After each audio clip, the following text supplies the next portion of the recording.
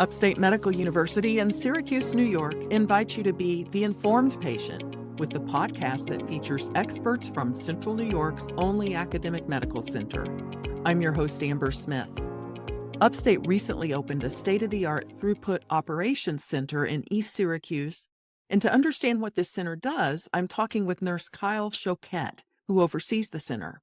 Mr. Choquette is an associate director for nursing at Upstate. Welcome to the Informed Patient, Mr. Choquette. Thank you so much, Amber. I'm happy to be here. I understand this Throughput Operations Center used to operate in the basement of the downtown hospital, but now you've settled into office space in the Tellergy building off of Carrier Circle, and I'm told it looks a little like NASA's Mission Control. What can you tell us about the center? Absolutely. It really does look like Mission Control at NASA. It has some stadium seating. We have 28 workstations with 22 live feed monitors on a huge dashboard wall that show various information to our staff that is working in that center. It brings together a lot of different departments into one area that can optimize our patient flow and movement throughout our whole health system. Now, since the hospital's 24 hours, I'm assuming this operations center is 24 hours as well. That is correct. It's 24 hours, 365 days a year. We never close the center. So you said 28 workstations. Is that how many people work there? No, so currently we have on average around 10 people per shift that work there, over 30 people total to work there, but it goes by shift. The 28 workstations are going to allow us to expand. In the basement, we only had 9 workstations. So we're really excited to be able to expand and add new things into the operations center. One of those areas that we're going to be adding is virtual nursing in the next couple of months is going to be added into the operations center. Now, are all of the people who work in the operations center, are they all nurses? They are not. Most of the people that work in the operations center are nurses, but we also have our patient transport dispatch team that works out of the operations center. That's our internal patient transport team. They are not RNs. And then we are adding our AMR dispatcher to help coordinate our patient movement between our hospitals, and they are not an RN. And so AMR, that's the ambulance service. That is correct. We have a contract with them to coordinate our patient between our 2 hospitals and within our children's pavilion for our psychiatric patients as well. Now, how many live feed monitors do you have, and what are they looking at? So we have 22 dashboards. We have live feed monitors into our helipad, so we can see when our critical patients land on the helipad. We can notify those nursing areas that the patient is on the way down. We have EMS offload at both hospitals, so we can see when the ambulances start to back up. Other live feeds that we have in there, a lot are capacity related, where we have capacity, where we don't have capacity, on what the status of our internal transport team is today, and what the status of our environmental services team is doing and how efficiently they're turning over those rooms, and where those bottlenecks exist along the patient flow altogether. What is the overall goal of the Throughput Operations Center? The goal is to bring together different departments that work together to collaborate together. Before, we used to make phone calls and try to get a hold of somebody that was maybe doing another task. Now we're essentially bringing them into the room together so they can coordinate, they can talk together, they can resolve bottlenecks in real time, eliminate those extra phone calls that didn't need to happen and that slowed down the process of resolving bottlenecks and moving patients more efficiently to their next destination. What are some of the common bottlenecks that you mentioned? A lot of the bottlenecks are around the discharge side of getting patients out of the hospital, whether that be transportation to their next destination, whether that be home, or whether that be to a skilled nursing facility. So we see a lot of bottlenecks that result in that transportation. So we try to help resolve that. Other bottlenecks are in the hospital. A patient needs X test to be completed before they can leave. So we can help facilitate that test getting completed so they can get home. And then just patient movement in general, patients that are ready to say leave the ED and go to their inpatient bed, but there's time where there's no one available to transport that patient. So we utilize our transport team to help move those patients up more efficiently to their next destination, freeing up that ED space for that next patient. So it sounds like a lot of it's in the hospital, from the emergency department to other departments or floors where they're going to be, but you also have to communicate with entities outside of the hospital. You mentioned like the nursing homes or the rehab centers, that type of thing. Yeah, absolutely. And our case management team that doesn't currently work in the operations center does a lot of that communication, but we work with them and resolving delays, discharge delays is what we call them, or reason a patient can't leave the hospital because they have something pending to either be completed or something to be set up so they can go home. So entering those discharge delays into our system allows us to track them and then better facilitate in the future process improvements based on that data. So if there's someone in the emergency room that is going to be admitted, your operations center would know where they're going to go and whether the bed's available. You would have all that information ahead of you.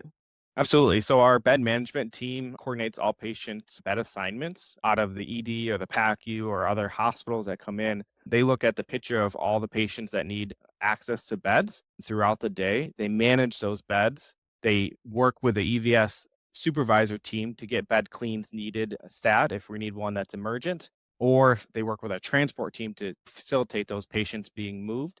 And then lastly, they work with our throughput nurses. If there's a large amount of discharges that happen in one unit, they'll dispatch that throughput nurse to go to that unit to help that unit facilitate those discharges to open up those beds for that ED patient. What is the PACU? That is the post recovery unit after you come out of the OR. Oh, so after surgery. After surgery, that is correct. Gotcha. Now, what sorts of data are you able to collect that administrators review? A lot of data. We get a lot of capacity data. We look at service line capacity data. We look at our external transfers coming into the hospital from other hospitals, what percentage we accept of those, what percentage we decline based on we don't have capacity for that patient at that time. We also look at our metrics for our EVS team, our environmental services, how efficiently they're cleaning rooms, how efficiently they're responding to those rooms. And then our patient transport team, how effectively they are responding to the request and fulfilling those requests to move a patient from one location to another location. And lastly, probably one of the most important metrics we track is how long it takes a patient to get from one space to another space when that bed is clean and ready for them. So that's called our occupied time. So how long it takes, and an example is from the emergency room when they're ready to leave that to get up into their clean and ready bed on the floor. So these metrics we track through our patient transport team and through our system that allows us to get those timestamps and tracks that information. So it sounds like you're able to give them the data to back up whether something's working well or if something needs to be changed to work better. Absolutely. Yes. We use that data to look for process improvements all the time.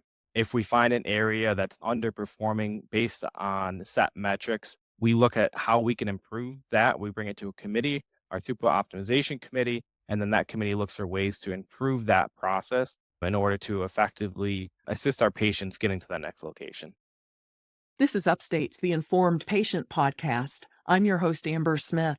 I'm talking with nurse Kyle Choquette, who runs the Throughput Operations Center for Upstate University and Upstate Community Hospitals. Are there other hospitals that have Throughput Operations Centers? Yes, they are throughout the country. They're called a few different things. We actually got to tour them when we were looking at building our operations center. We've toured many of them in different states. So it was great to see what they had and what worked well for them as we built our center. Would patients who are admitted to the hospital ever interact with the Throughput Operations Center? No, they would not interact directly with the operations center, but they would be working with our teams, the throughput nurses, the patient transporters that are helping assisting moving them through the hospital. So indirectly, yes, directly, no. So would they know that they're being tracked necessarily? It would So feel the same to them, right? it would feel the same for them. And we don't directly track the patient individually. We track the progression of their movement through our patient transport team or the EVS cleaning team. Let me ask you about the role of the Throughput Operations Center during a mass casualty incident. This center would allow us to manage the capacity and facilitate the bed needs of incoming patients. If we knew that we were going to have an influx of patients into our emergency department, we can efficiently move patients out of the emergency department into other areas because we know what areas are available and what beds are available for capacity. It allows us to streamline our resources for patient flow and enhance the acceptance of patients that might be coming in an incident like this. Have you done drills for that or have you gone through a mass casualty incident? We have not gone through one. We have done some limited drilling on that. This year, as now we are moved into the center, we're going to be doing actual drills related to directly this. Now, I know the center during the pandemic, you guys were in the basement of the hospital. Did you play a role during the pandemic? Yeah, absolutely. So this started during the pandemic. We used to have each of our hospitals did their bed management at each hospital. The pandemic brought us together to do unified bed management. And that allowed us to see where our resources were and where our patients could go based on the bed availability at both hospitals instead of just looking at one hospital individually. Now we get an enterprise-wide view of where those patients could go based on their needs and based on what's available at each hospital. Now, would the center ever expand into outpatient medical offices? Because I know Upstate has quite a few of those. Would you have a role in that ever? Possibly. We do accept patients from our outside clinics into our hospital, into our emergency room, or direct admit into a bed. So they already work directly with our transfer center and the operations center to get that patient admitted if they need to be. We have looked at the possibility of assisting more on the clinic side, the ambulatory side, but we're not quite there yet. So for now, it's the community hospital and the downtown hospital, including the Golisano Pediatric Hospital. Yes, that is correct. Well, thank you so much for explaining this. It's very exciting. It is very exciting. And as we are into the center now, we're excited to learn and keep gathering the data to keep improving the processes and making patient care a little more efficient here at Upstate. My guest has been Nurse Kyle Choquette, an associate director for nursing at Upstate, who oversees the Throughput Operations Center. The Informed Patient is a podcast covering health, science, and medicine, brought to you by Upstate Medical University in Syracuse, New York, and produced by Jim Howe, with sound engineering by Bill Brokel and graphic design by Dan Cameron. Find our archive of previous episodes at upstate.edu/inform. If you enjoyed this episode, please invite a friend to listen. You can also rate and review the Informed Patient podcast on Spotify, Apple Podcasts, YouTube, or wherever you tune in. This is your host, Amber Smith, thanking you for listening.